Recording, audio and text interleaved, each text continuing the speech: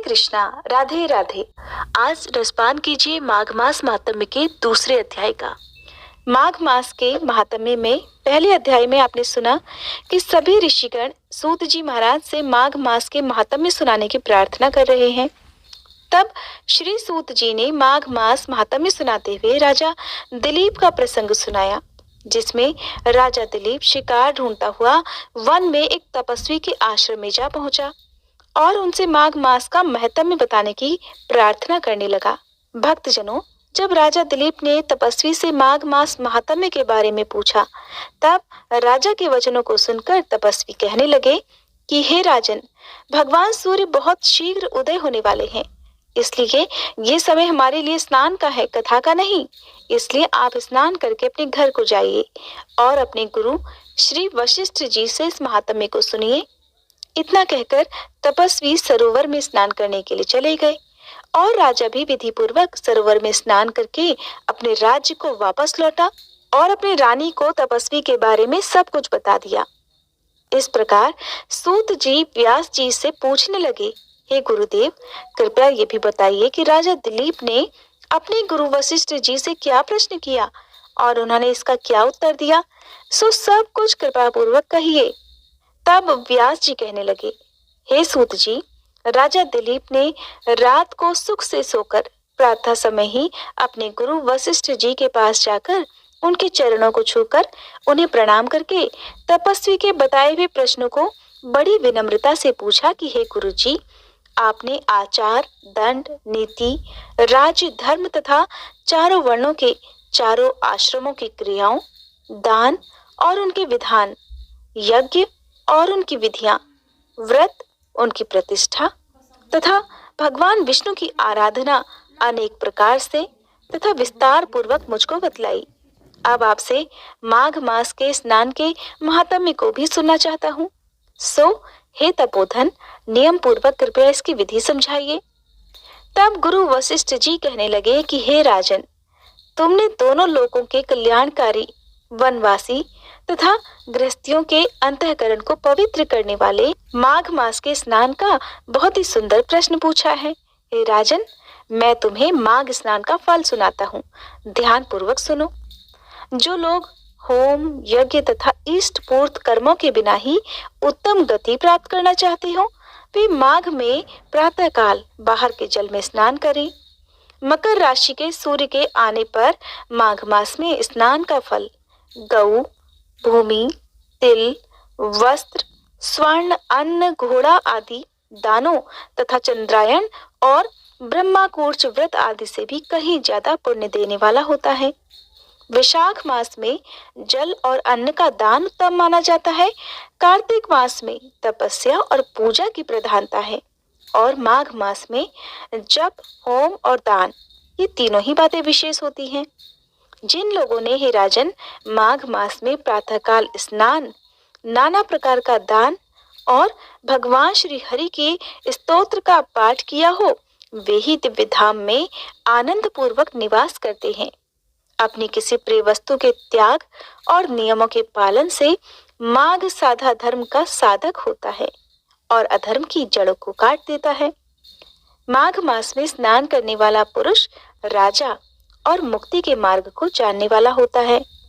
दिव्य दृष्टि वाले महात्माओं ने कहा है कि जो मनुष्य माघ मास में सकाम या भगवान के निमित्त नियम पूर्वक माघ मास में स्नान करता है, वह अनंत फल देने वाला होता है। उसके शरीर की बुद्धि, प्रीति, ऐश्वर्य और चारों प्रकार के फलों की प्राप्ति भी हो जाती है।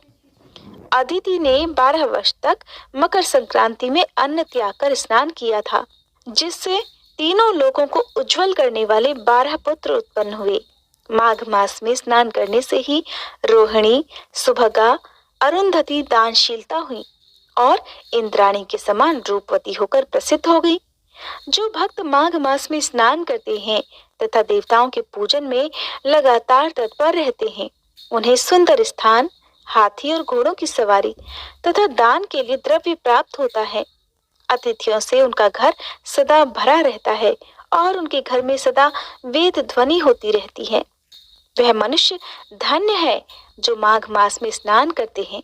दान देते हैं तथा व्रत और नियमों का पालन करते हैं।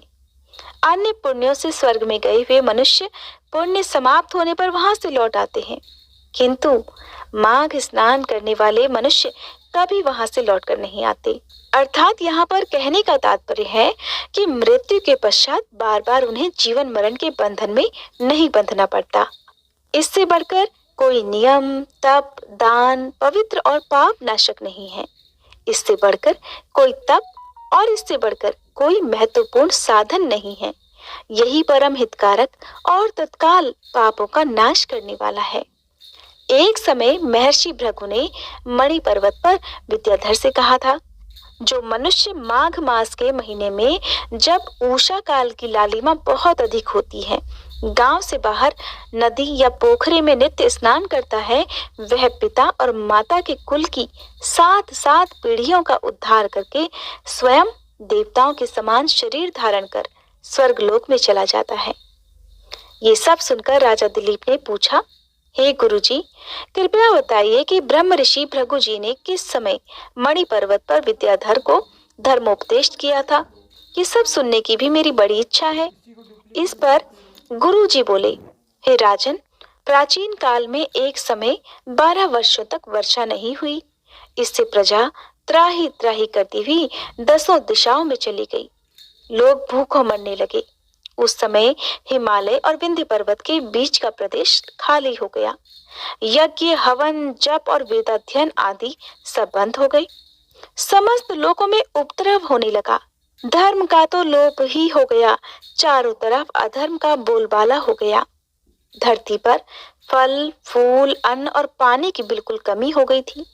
उस समय नर्मदा नदी के तट पर महर्षि भृगु जी का आश्रम था। वे अपने आश्रम से अपने शिष्यों सहित निकलकर हिमालय पर्वत की शरण में गए। वह कैलाशगिरी पश्चिम में मणिकूट नाम का पर्वत था, जो सोने और रत्नों का बना हुआ था।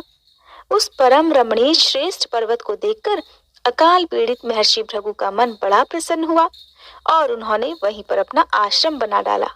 इस पर्वत की चोटी नीली और नीचे का सारा हिस्सा सुनहरा होने के कारण सारा पर्वत पीतांबरधारी श्री भगवान के जैसा लगता था।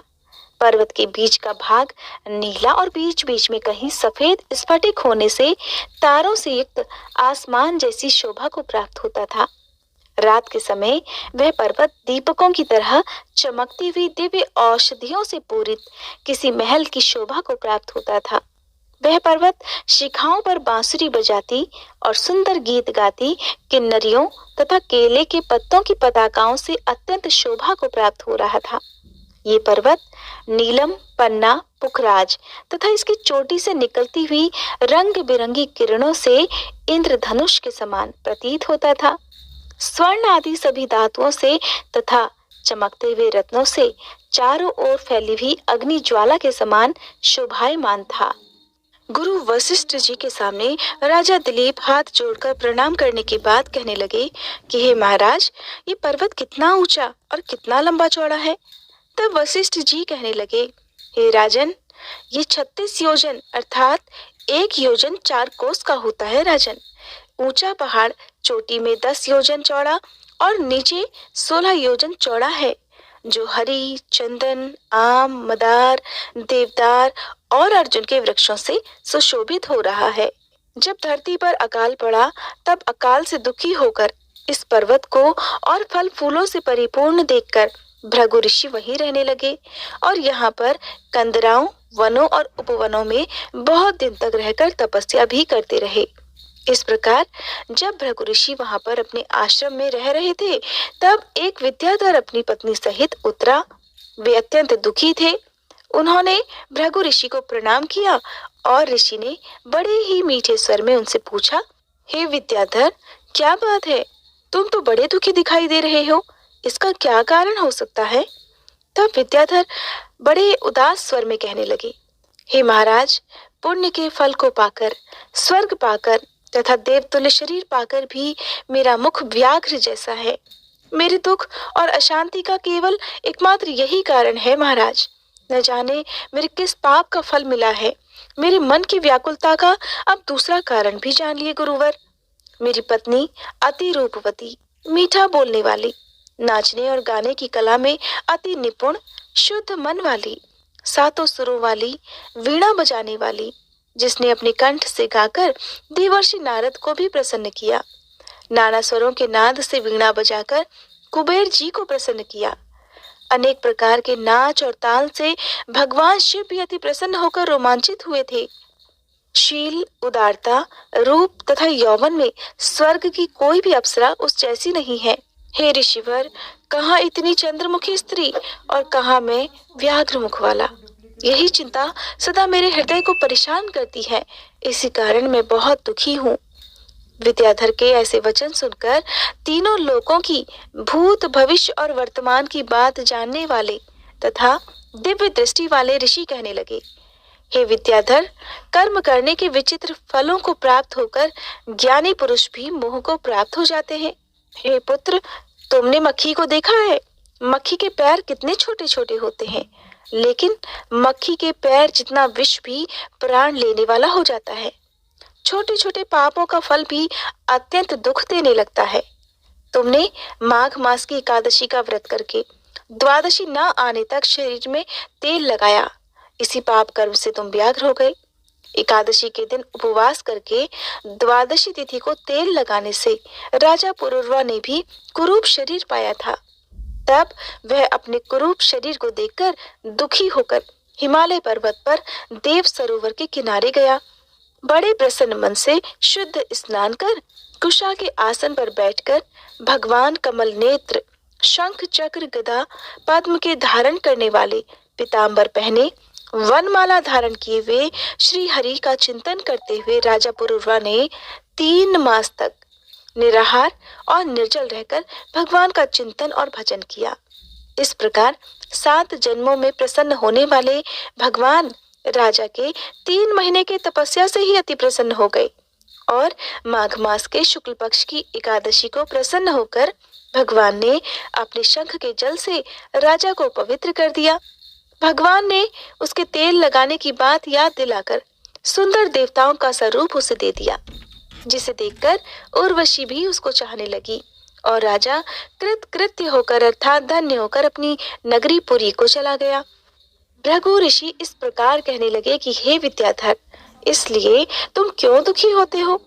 यदि अपना ये राक्षसी रूप छोड़ना ही चाहते हो तो फिर मेरा कहना मानकर जल्दी ही पापों को नष्ट करने वाली हेमकूट नदी में माघ स्नान करो, जहाँ पर ऋषि सिद्ध देवता निवास करते हैं। अब मैं इसकी विधि बतलाता हूँ, ध्यान पूर्वक सुनो। तुम्हारे भाग्य से माघ मास आज से ठीक 5वें दिन ही प्रारंभ होने वाला है। पौष मास के शुक्ल पक्ष की एकादशी से इस व्रत को प्रारंभ करो।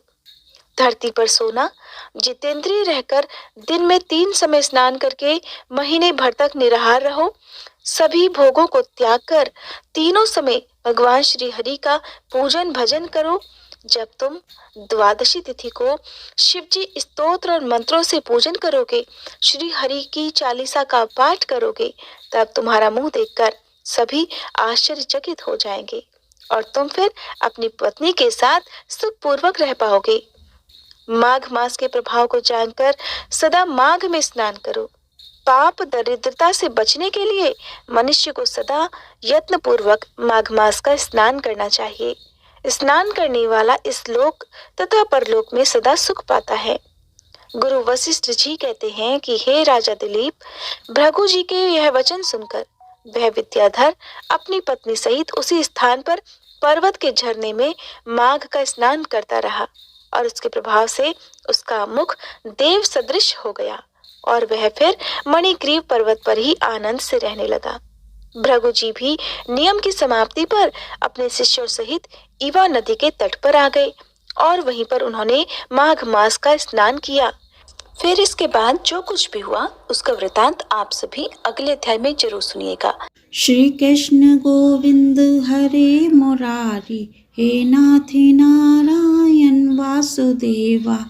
अगर आपको आज की कथा अच्छी लगी हो तो लाइक करना ना भूलें। साथ में कमेंट बॉक्स में राधे राधे लिखें।